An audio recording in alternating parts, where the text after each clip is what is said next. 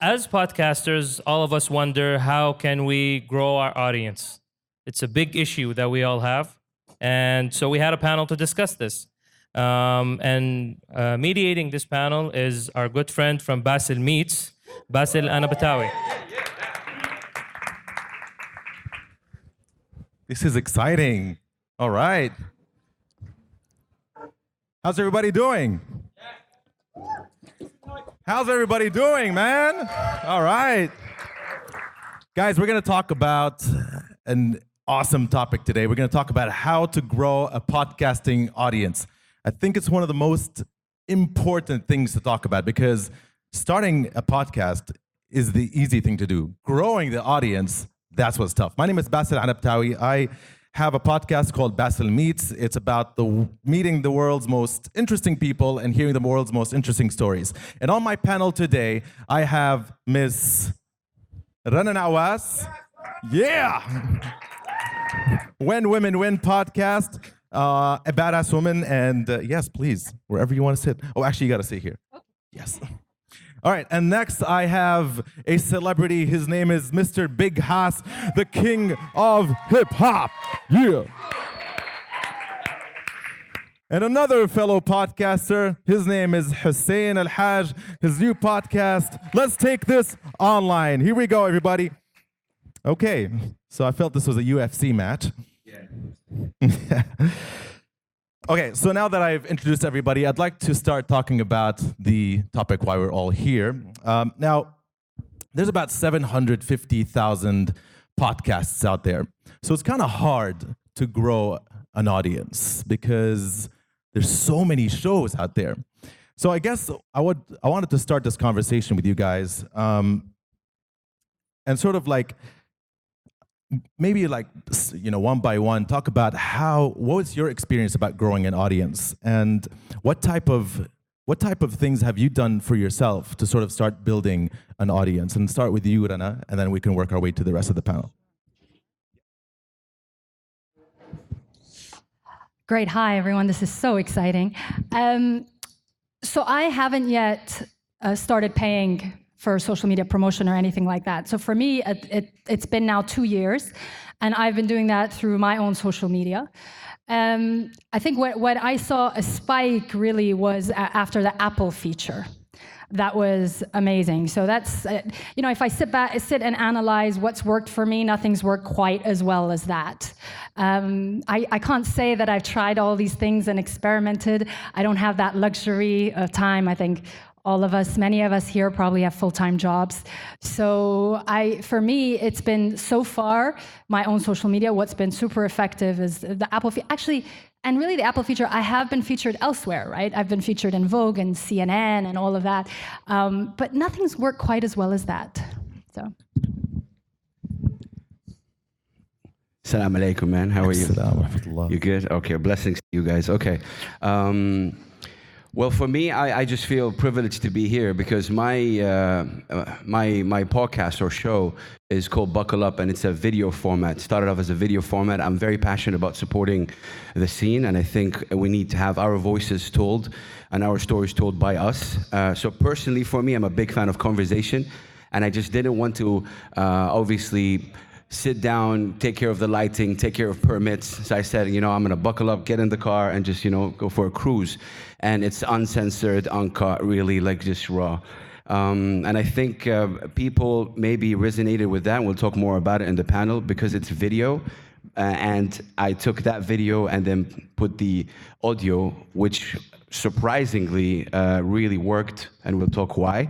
But I think there's something about two people in the car just cruising in and just listening to our conversation. I think that format, which already been, you know, proven to work, it's not rocket science. It's just, I think my passion is my talent, and I'm very, very passionate about supporting, you know, the scene and the voices that we have, which I call our heroes. So yeah, that's how it started for me. Cool. All right, I'm gonna give a bit of a different perspective because I come from an media agency perspective, so I kind of approach my podcast in that kind of way. You gotta look at it through organic and paid media channels. That's how I look at it, right? Organic is obviously anything you put online that doesn't have any kind of money behind it. Now, I started off my podcast, I have 100 or 200 followers on Instagram, so that's not really gonna help me. What was surprising the most was LinkedIn, and I don't think a lot of us use it properly. LinkedIn is no longer a resume site. It is purely a content hub. And the algorithm on LinkedIn is the best algorithm right now on any social media, right? After Instagram and Facebook and Twitter all changed their algorithms, engagement rates have dropped, right? So when you go to LinkedIn, if I have 1,000 followers, one of my followers likes my post, all his followers sees it. It's 6 degrees of separation. So on average, my podcast post gets from 2,000 to 3,000 views. So all my listens come from LinkedIn. Now, I did promise Hiba I'm not going to do fluff, and we have to put some statistics. So Hiba, this is for you. Bring out those stats. Now, because I come from an agency background, I do like to experiment with a bit of paid media. One that was really surprising is the cost of reach on Instagram, which is actually really interesting, right? With 120 dirhams, I hit 15,000 people. That is a cost of reach of 0.008 dirhams per person. That is quite cost effective, right? One thing that I've also found was interesting, sorry, I'm taking a bit of time here. One thing I found interesting is 2 channels that I did not expect at all. One was Pinterest. I organically post on Pinterest and I get 50 to 100 impressions. Every impression is every time my post is seen. For me, every impression is a potential listen. That's another organic listen I get. Quora, I don't know if anyone knows what Quora is. It's an awesome site where people ask questions, you answer. I've been pushing ads. I've hit 2% CTR, which is click-through rate, which is all the clicks over impressions, which actually beats all your display ads out there. So these are some channels I did not expect at all. Another one is TikTok. I started experimenting on TikTok just for the fun of it. You know what? I'm getting 30 to 40 views a post. That's 30 to 40 impressions. That's 30 to 40 people listen extra. So you take all those together, I'm hitting a lot of people. That's how I kind of approach it. That's awesome. I guess my next question was about experimentation, but you've already covered that. Sorry about that. I guess I'll take it to you guys. So in terms of experimenting, I think as podcasters, we need to be a little bit creative, as Hussam has demonstrated just now, of how we want to put our content out there. One of the things that I try to do if I have a guest that is kind of well known, I try to write a press release around that guest and sort of like find a tidbit of what he said. So for example, when I had Slash, name drop, on the show, he mentioned something about writing a song that he wanted to pitch for The Walking Dead, and that was rejected from The Walking Dead. So I thought, God damn, that's a great story. So I wrote it in a press release, I sent it out, and all it took is one publication to pick it up, and it skyrocketed. It was covered in, I counted over 70 publications that covered it. So, and that translated to the podcast and so on and so forth. Shout out to Anghami, by the way, for getting me that interview. All right. Woo! Yeah.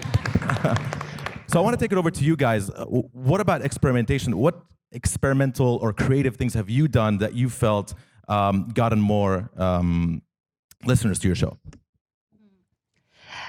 I experiment with format, and I have a lot of experimentation planned for season 3, actually. So for example, the video, my podcast is pure audio, so I only ever do a 1-minute video to promote the podcast.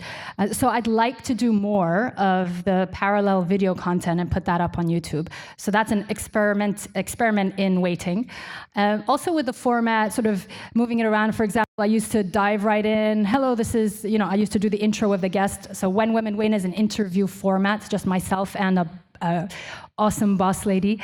And what I changed maybe halfway through season 2 was I started doing a little bit of my own talking. So like, why was I interested in talking about this issue? Or why did I want to bring this guest on the show? So give the listeners some context. And that went really, really well. So the feedback was, we like the context. We want to know what you're thinking before you bring the guest on the show.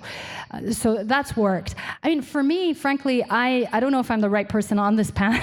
I know, because I got all that media stuff you're talking about, like, when AFP did a story on When Women Win, it got picked up in all this media.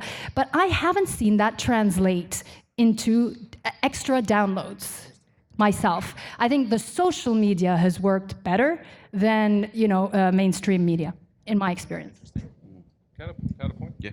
I think one thing, I already elaborately talked about everything I do. I think I look at it this way is, in the end, every single listen comes from an actual person. That person might be on whatever channel. I try to be on every single channel. So whoever's going to be on whatever channel, I want to be there so they can pick me up. Once they do, that's a lifelong listener. So that's why I go volume in terms of all the channels I want to be on. That's how I look at it. I think, look, I'll be a bit selfish here. For me personally, the reason why I started Buckle Up is I wanted to diversify my audience. And like Abdurrahman was saying, like we need more, obviously, Arabic content. My radio, which is my radio show, Laish Hip-Hop, which is Saudi's first FM hip-hop radio show, I do that a lot in Arabic, and I've been doing this since 2011. So my Instagram is people filled with Arabic content, period. I wanted to diversify that. I wanted to shift. I wanted to English more like it, and this is why I started, obviously Buckle Up, and it's mainly in English. To prove that point, so far, I have around accumulated of around 180,000 views on YouTube, I'm talking about, in terms of the whole. But wait till you hear this. Out of this 180,000 views, there's one episode that's around 90,000, and it's the only Arabic kind of show there, which shows you that, okay, and it was done with a person that hasn't done interviews. So again, in terms of experimentation, I like to get people who haven't done interviews for a while and get them in, because this is where so this guy is called Anas Iskandar. He's an amazing, incredible, content maker. One of my favorite, really travels around the world. And so he hasn't done in a while. And when I got him, really, it was skyrocketed. Like the whole interview, people were like looking forward to that. And that's what I said earlier. I think at the end of the day, the power will be in the people. I mean, respect to brands, respect to everybody. It's in your hand. So if you want a podcast to make it, you support it, it will reach. يعني غصباً عن البrands, okay? It will reach. So this is, very important. But yeah. I think it's very interesting because you've mentioned a few things here that I can bring in together. So in terms of video, I think you and I focus a lot on video. You started doing a lot of video as well, snippets. How much do you see video translating to actual listenership? Because we're a video first region, right? So YouTube is big here, Instagram videos, IGTV and all that stuff. There's a lot of focus and a lot of investment in video. So do you see any translation from video to audio? And how important is it for a podcaster to have an audio? And guys, please weigh in. I mean, you also have your thing as well. So I was thinking about this, and it's the stats are coming out. Video. Video. It feels like to me it's just a different dimension. It's like as if you're watching a 2D and 3D, film. So 2D you'd watch a film, but 3D is a different experience. Like I said, there's different emotions. Like Hamza Hossawi, the winner of X Factor, he was singing, and I cried when he was singing. That's something you can't maybe see in a podcast or feel, So it's the body language. It's that, laughters that you have. That will never be on audio, okay, in a way. It will be on audio in a different experience. So what I like to personally do is make you guys the owner of your choice. I mean, you choose. You want an audio? Great. You want video? Great. They're both there. So it's up to you. I had people watching the video and then reaching a certain minute and then continuing that on their car on the way to their route, whatever it is. I think that is really powerful, so that, yeah. Rana, any? No, I don't have data on that, like to analyze whether if I had a snippet for this impact. I don't have the data. But I think it can only be a good thing, frankly. I don't see it detracting in any way. In terms of spend on social media, I think this one is something you've touched on as well. We all have to put our words out there, and it's almost like we're building our podcasts are kind of our own little company, right? And we need to just market it and put it out there and so on. Have you guys experimented in social media spend? And do you have any good examples of what constitutes a good strategy when you want to spend online? So social media is interesting. The way this I kind of look at it, I always look at things as in algorithms, as in cost effectiveness, right? Google ads and search are way too costly. Your cost per reach, your click cost is too much. So I'm very bullish on social media. Social media for me, I just kind of experimented. The only problem I don't have is, which is video. When I push social media ads, I push an audiogram, right? An audiogram is great, but it's not video. So I think taking video to next level will really help your social media. Even if you don't want your platform to be a video platform, still record in video purely for content distribution. Because you can do so much. You can take an hour-long podcast, break it up, that's 30 clips. You can push that, you can do everything with that. So that's something I think I'll move into next. But I think my podcast itself will still be audio, but I do want to move it to video distribution. But definitely just the cost per reach on social. You're just not going to beat it. When I'm telling you, I'm hitting 0.008 dirhams per person. That's just cost effective. No other way around it. What about you guys? Any? Yeah, no, that's very interesting what Hussam's saying, but I think, I don't know, I'll sound a bit controversial here, but sorry for that. I think it's just a matter of, I never really spent anything, and again, it's a matter of how you really built your audience. For example, my audience, if I'm talking about Arabic rap, this will reach. You know, our video that we did, for example, it was in English, was talking about women empowerment. It didn't reach the one that I wanted to do because it was on my platform. It was posted on another platform for pushing women empowerment. It got even more. So again, it's like Rami said, I really believe that you really need to know where to put it in order for it to push. And for example, when I put a content about rap al-Arabi, or Arabic rap, in my Instagram, this post gets minimum 17, 20,000. Just because it's Arabic rap. Even stories, so usually stories is like 4,000 or 5,000 views, let's say. Arabic rap skyrockets to 8,000. So again, what are you actually doing to benefit? And again, there's a lot of podcasts, like in the States, there's It's The Real, one of my favorite podcasts. And you know, there's two guys that do comedy using hip-hop, and they interview everybody. So again, in what I'm trying to do, I'm trying to be as informal as possible. It's like, yo, what's up? Let's go. You know what I mean? You don't like it, don't tune in. It's my content, it's what I want to do. And if people resonate with that, great. If not, great. You know, and you move forward. And I think you really need to have your voice. Don't change your podcast to do something, you know, famous out there or trendy. Be you. And if people don't like it, buzz. Sorry. Yeah. Yeah, I want to jump in on that because I think that is so important. Authenticity is key. Like, it's just so important. And that's part of the reason maybe I'm not that active yet, not active at all yet on social media, paid social media. I don't have an agency background.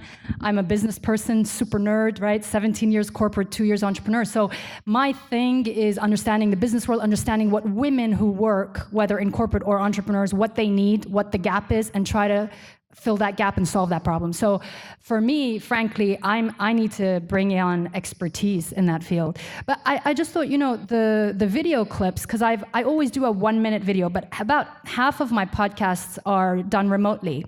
So I can only do a headliner. And obviously the headliner is when you post on Instagram and it's just a squiggly line with a voice. And of course, that's not as interesting as a video of myself and someone talking. It's not as engaging, but I do put them all on all of the social media platforms. And I do think it helps. It definitely spreads awareness. And, you know, even if you're listening to a 1-minute clip on LinkedIn or on Twitter, you're getting value. You know, I'm adding value to someone's life, because typically what you would put in that 1-minute clip is something, you know, noteworthy, right? So I think it is a good thing. Rana and Hassane, you guys have had quite big names on your shows. And I'm wondering if you've experienced this. When you have a big name that has a big social following or so on, do you benefit from that audience? And do you see your audience grow because of that association with that sort of person? Yeah, definitely. Definitely. I mean, well, first, you know, it's rare that I would have someone really, really big, just because the profiles I get are typically women in business that don't have massive social media followings. But I have had a couple, and of course, you're counting on the guest to actually share, so that doesn't always happen. It's happened, I would say, in my 60, I would say it happened 58 times, but twice I was like, what? Who are they? Yeah, right? Yeah, one a lot of you will know. Anyway. Drop a name. No. So that was disappointing. It's like, you know, you work on content together, you know, you expect people to be proud of it. But anyway, it helps a lot. I definitely saw a massive impact. Actually, I think it helped me break into Saudi Arabia, which is now the biggest market for When Women Win. So yeah, Saudis don't just watch Arabic video; they also listen to English content podcasts. I found. Wow, that's amazing. Look, again, I'll be very honest with you, Bassett. For me, it has been when I get these people you're talking about, the celebrities, I tend to really, just push the boundaries a little bit. It's not like, the Googleable questions, where you're from, what do you do? I start with that, but then you really go, deeper. For example, I had Shakir Khazal, who's an amazing writer, and my intro with him was he's a Palestinian refugee. And I was saying, how dark it is that, right? Like, it's very dark to be, and then you're very positive. He actually said, I disagree with you. Actually, it made me the person who I am today. And I thought that clip was really powerful because we all have a stereotype about, refugees. And, he was saying there's 50 million refugees around the world. Man, oh man, come on. And I think what he said just shattered that kind of stereotype about, refugees, for example. Why, he used that and he's like, yeah, he said, all it takes is a beam of light in a dark room and then boom. And you guys are the beam of light, by the way, for this podcast thing. You guys are light. So give yourself a big round of applause right now. Well, guys, thank you very much. We're running out of time because we want to open it up for questions. But yeah, we got a guy right there who just put up his hand when I said questions. Me. There we go. Yeah, go for it. Hi, everyone. My name is Ali. I'm from Uti Safa Podcast. That's WCHELSALFA. Anyway. Everybody writing this down? Yeah. So my question for the panel is, it's not that we're trying to... Okay, can you hear me now? Okay, so it's not that we're trying to sell out or not be authentic or anything. But, okay, my question is, we are 4 guys in this podcast. We have similar interests, and we got like different stuff that we like and we want to talk about. So my question is, do you think it's better for a podcast of 4 guys to focus on one thing like you did with Howell and just be the go-to guys for hip-hop, for instance?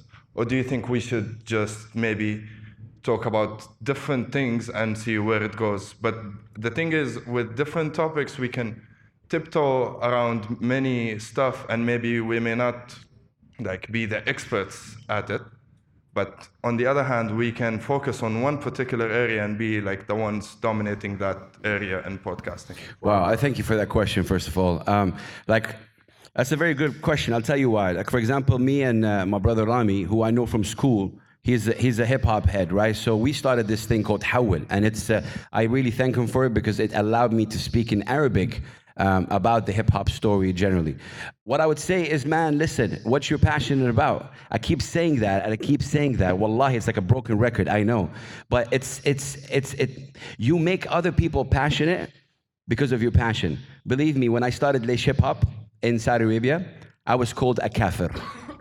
A kafir means an infidel. Really, that's the first message I got.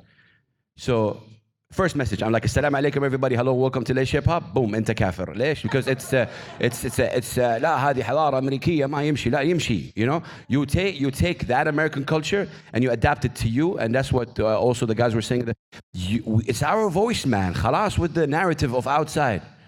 The stories being told, it is time now. It's been time for the past 10 years. Khalas, we no longer drive camels and stuff, I'm serious about this. So when I'm saying everything I said right now, make it your own way. If people feel your passion, they feel it. If you're talking about a chair, they would love that chair.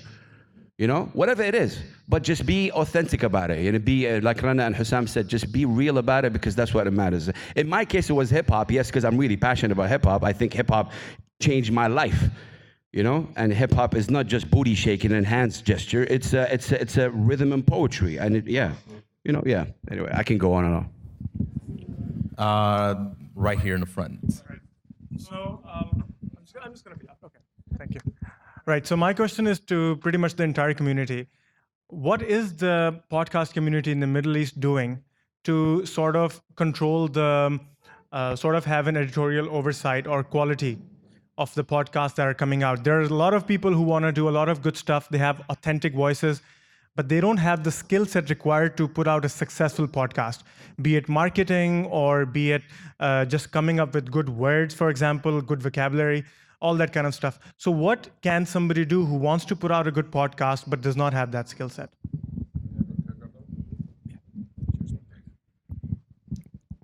That's a really good question. Honestly, there's one thing really unique about this little community is that everyone's super helpful. I've never met so many helpful people. Like I reached out to Big Hass, we've never met before. I told him, why don't you come on the podcast? He's like, for sure. I have people reach out, I'm gonna go on their podcast. Just reach out and ask, man. Honestly, look, I had to learn podcasting. I have no idea what a mixer is or all these things. I learned it, dynamic mics, condensed. I had to learn it. So come ask, honestly. Like I think if you reach out to anyone here, any podcast creator, they'll help you. There's one thing that's interesting. Other industries might look at a new podcast as a threat. In our community, it's kind of like, if you're into my podcast, that's not going to stop you from being into Hass's podcast, the Rana's podcast. So by helping everyone else, we all grow together. So just reach out. And like I had to learn from scratch. So why don't you just come out and reach out, and I'll tell you exactly what I went through. I mean, it's very young in the region. We're all learning. I think we are all learning every day. And for me, like I don't know how to, mix audio and things. So I hire people. I use Fiverr. That's what I do. I don't know that stuff. So I think we're all learning, and there's people out there who can help you. Can I add a 7 seconds thing? I think what you said is important. It's really precise 7 seconds. But with all due respect, I say that you don't need nobody's validation, man. Again, I say it. Sorry, you don't need it. Do it. Do whatever you want. Seriously, I keep saying it seriously. You talk about a podcast that it talks about the parts of a computer. Talk about that. If that's what you're passionate about, then do it. If people out there and brands don't like it, then again, you're not doing that for you're doing it for you. And when people see your passion, they'll get it. It doesn't matter if you're good or not. Just one thing about quality of podcasts. I think this is a very organic scene that's growing. So you get companies like Kerning Cultures, like Mustadfir, like a bunch of shows like Finial, who are now organically coming together to create quality podcasts. So I think it's just, first we start off as individuals, and then we start coming together and start creating networks and start using better equipment. And I think it just takes time, but I think I would compare it to YouTube 10 years ago when it was a very dispersed Wild West. I think podcast is the same today. But then YouTube became this amazing sort of, if you make it on YouTube, like Hass here, you become a celebrity. You know what I'm saying? Yeah. Can I jump in as well? Actually, I want to add. What's cool about podcasting, there's no barrier to entry. My first 7 episodes, I was my Apple earphones. I recorded on Anchor, which is an app that aggregates and sends it out to 10 plus sites. Just do that, man. That was my first 7 episodes. Nothing to stop you. Anybody in the back there who has a question? Oh, there's somebody with a box. You got the box. Anybody with a box speaks? No. Shout. Sing. This is your moment. Oh.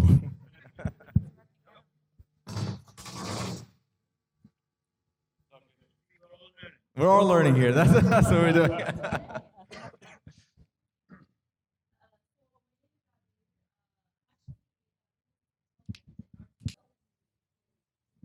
Well, first of all, give yourself a big round of applause for that passion. That was gutsy. You should start a podcast, man. Look, what you said really goes up my alley. We got we got 90 seconds. Okay, let's go. طيب, Quick, wrap it. I think, everything you said is true, but I mean, podcasts are there. Like if you see Mustadfir, they have a network of podcasts. One of them is like a science and stuff like that. But I would say, again, it's power in your hands. You know? Power is in your hands. If you want to make a podcast famous, then you can make it famous. Okay? The problem is we make stupid people famous, and then we say, why are they famous? Well, you guys made them famous. So it's that narrative, you know. Again, I don't like the word influencer. I like the word key opinion leader. We're all influencers. This guy he said he has 200 followers. He already influenced my life. So like, what does that mean? So do you? Just do it. 40 seconds, B. Yeah, just one more question, because you would like to ask something up front.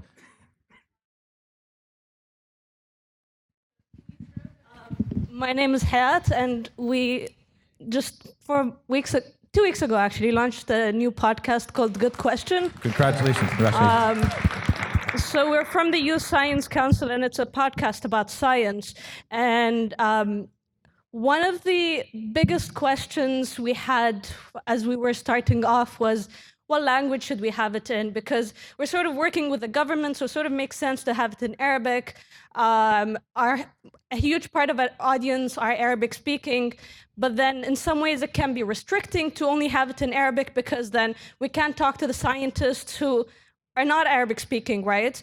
And we can't reach the audience who's abroad and get them to learn a bit more about the science happening here in the UAE. And so I'm just wondering, what are your thoughts on that? Because you brought this up. You said you started a podcast in English. Sorry, the other way around, right? So English, then Arabic. And what are your thoughts on that? So I'm just going to jump in here for the business consultant to the government on arts. You know, I think it would be great if the government actually started supporting such podcasts, because you know it's a big ask for people. A lot of people here who invest a lot of their time and heart in creating content. And if I'm going to create it for a niche community, you know, you want me to take 10 hours out a podcast to create it for 20 listeners, 40 listeners, 400 listeners?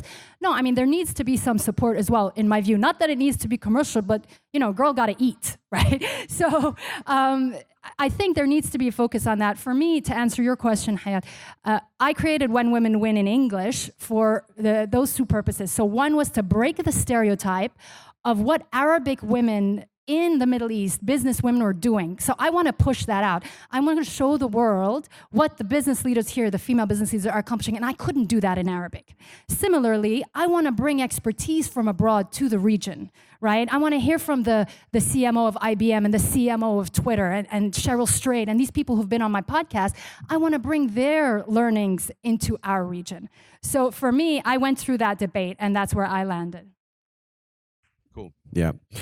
We'll definitely talk, but can we allow one more question? If we can, Mr. Mustetfer in Kerning Cultures.